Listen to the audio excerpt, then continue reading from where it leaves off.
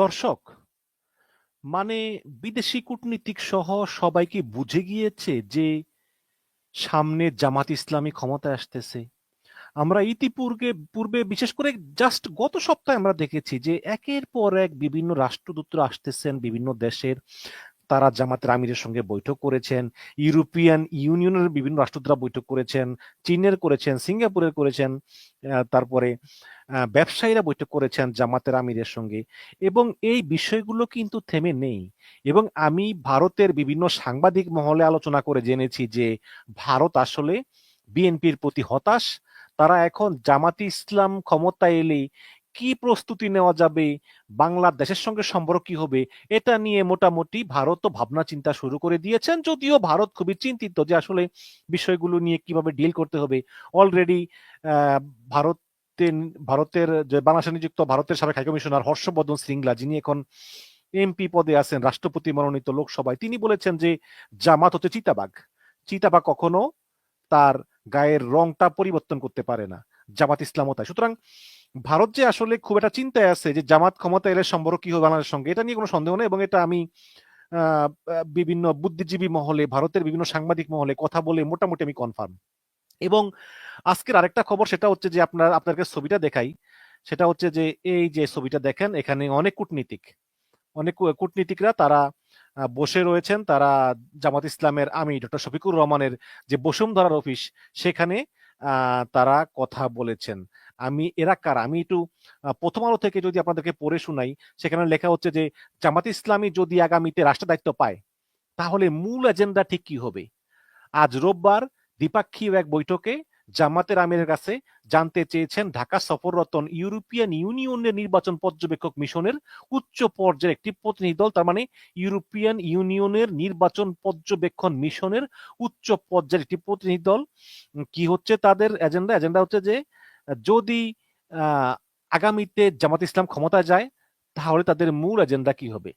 বৈঠকের ব্রিফিং শেষে জামাতের সেক্রেটারি জেনারেল মিয়া গোলাম পরোয়ার সাংবাদিকদেরকে বলেন যে এই ব্যাপারে জামাতের আমির ওই কূটনীতিকদেরকে তিনটি বিষয় উল্লেখ করেছেন।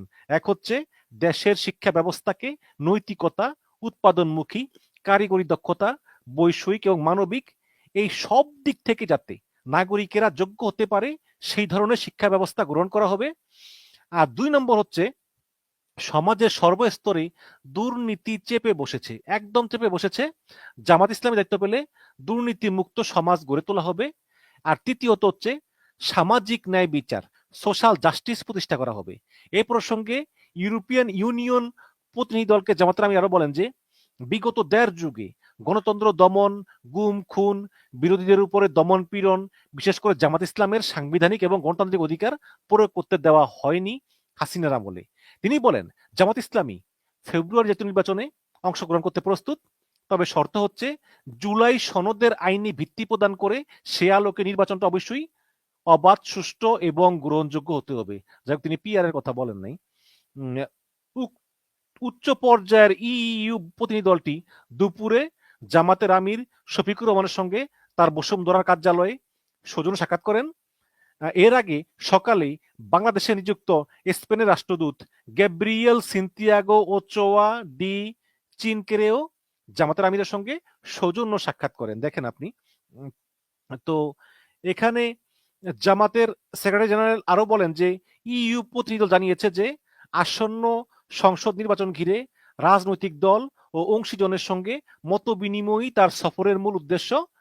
তারা ৬৪ জেলায় পর্যবেক্ষণ কার্যক্রম পরিচালনার চিন্তা করতেছে এবং প্রতি জেলায় একজন করে প্রতিনিধি পাঠাবে এবং নির্বাচন শেষে তারা পর্যবেক্ষণের বিস্তারিত রিপোর্ট তারা আবার জামাতের আমিরের কাছে দিবে।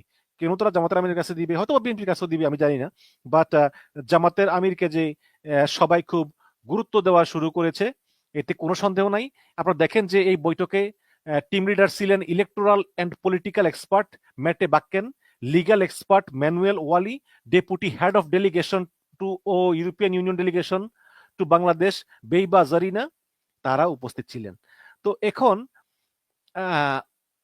স্পেনের রাষ্ট্রদূত বললাম যে তিনিও সাক্ষাৎ করেছেন এবং সাক্ষাৎ করে বাংলাদেশ এবং স্পেনের ভিতর দ্বিপাক্ষিক অর্থনৈতিক সম্পর্ক উন্নয়ন অগ্রগতি এগুলো নিয়ে আরো আলোচনা করেছেন।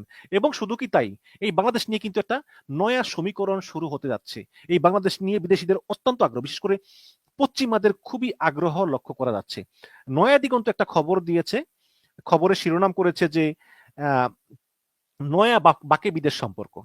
বলেছে যে চীনের চীন অন্তর্বর্তীকালীন সরকারের সঙ্গে শুরু থেকেই স্বাভাবিক সম্পর্ক বজায় রেখেছে এবং ভোটে জিতে যে দলই আসুক না কেন বৈদেশিক সম্পর্কে হাসিনার আমলে গত 16 বছর আমরা যা দেখেছি তার থেকে অনেক পরিবর্তন আসতে পারে।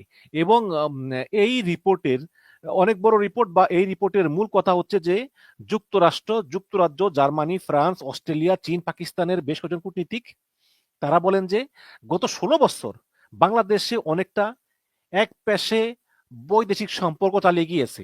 যেমন ভারত আমাদের বন্ধু, চীনও আমাদের বন্ধু, এর বাইরে কারো দরকার নেই। কিন্তু এখন এই ভোট পরবর্তী নতুন যে সরকার আসবে তাদের পাশাপাশি সামরিক এবং বেসামরিক প্রভাবশালী মহলগুলোর বৈদেশিক সম্পর্কের অগ্রাধিকারে কি কি পরিবর্তন হতে পারে এটা তারা বুঝতে তারা নিয়মিত প্রায় প্রতিদিনই তারা রাজনৈতিক, সামরিক, বেসামরিক, বাণিজ্যিক মহলের নেতৃস্থানীয় ব্যক্তিদের সঙ্গে নিয়মিত কথা বলছেন। আনুষ্ঠানিক আলাপ ছাড়াও প্রায় প্রতিদিনই হঠাৎ ডাকা অনেক বৈঠক হচ্ছে। দেখুন, এই কূটনীতিকদের কাজ কিন্তু এটা না, বাট তারা কিন্তু এটা করতেছে যে প্রতিদিনই বিভিন্ন সেক্টরের বিভিন্ন লিডারদের সঙ্গে কথা হচ্ছে এবং হঠাৎ হঠাৎ করে ডাকা অনেক বৈঠকও হচ্ছে। এই বৈঠকে তারা বোঝার চেষ্টা করতেছে যে আসলে বাংলাদেশটা কোন পথে যাচ্ছে। তারা বলতেছে যে বৈদেশিক সম্পর্কে 16 বছর যে হাসিনার যে প্রবণতা ছিল এটা অনেকটা পরিবর্তন আসতে পারে। এবং কূটনীতিকরা আরো বলেছেন যে দলগুলো আগামী নির্বাচনের সামনে রেখে যে ম্যানিফেস্টো দিবে তা থেকে হয়তো কিছু ধারণা পাওয়া যেতে পারে।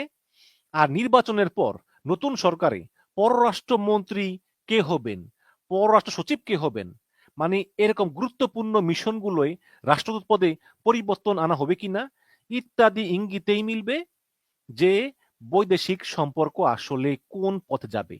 তাহলে এখানে অনেকে আবার মনে করেন যে ভারতের সঙ্গে যেহেতু আমাদের 4096 কিলোমিটার দীর্ঘ সীমান্ত আছে, সুতরাং ভারতকে বাদ দিয়ে আসলে আমাদের চলার উপায় নেই, এটাই হচ্ছে ভূরাজনৈতিক বাস্তবতা। হয়তো বা ঠিক আছে।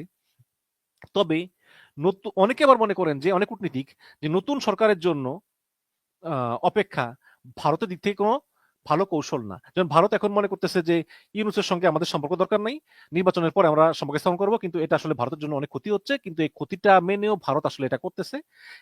তবে দর্শক, উপরের আলোচনা আমি দেখলাম যে বাংলাদেশ নিয়ে ইউরোপিয়ান ইউনিয়ন, আমেরিকা, তারপরে পাকিস্তান, চায়না এদের যথেষ্ট আগ্রহ আছে এবং এই সব আগ্রহর মূল কেন্দ্রবিন্দু হয়ে যাচ্ছে এখন জামাত ইসলাম। কারণ অনেকে মনে করেন যে ধীরে ধীরে বিএনপির জনপ্রিয়তা হ্রাস পাচ্ছে এবং জামাতেরটা বাড়তেছে। আমি জানি না, হয়তো বা এটা পরে বোঝা যাবে। কিন্তু জামাত যে এখন তাদের লাইফের সবচেয়ে সেরা সময় পার করতেছে এবং ইউরোপ, আমেরিকা সহ বিশ্বের সকল কূটনীতিকদের চোখ যে এখন জামাতের দিকে, এতে কোনো সন্দেহ নেই। এবং আমরাও দেখি যে যদি জনগণ জামাতের দায়িত্ব দেয় তাহলে জামাত খুব ভালোভাবে রাষ্ট্র পরিচালনা করবে।